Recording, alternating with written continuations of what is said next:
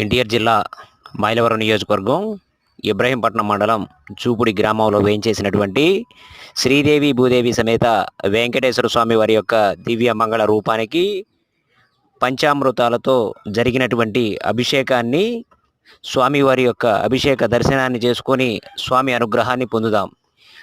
ఎన్టీఆర్ జిల్లా ఇబ్రహీంపట్నం మండలంలోని జూపూడి గ్రామంలో వేయించేసినటువంటి 7 వారాల స్వామి, 7 ప్రదక్షిణల స్వామిగా పేరుగాంచినటువంటి కలియుగ ప్రత్యక్ష దైవం వెంకటేశ్వర స్వామి వారి యొక్క దివ్య మంగళ రూపాన్ని మనం దర్శించి ఆ స్వామి వారి యొక్క పరిపూర్ణ అనుగ్రహాన్ని పొందుదాం.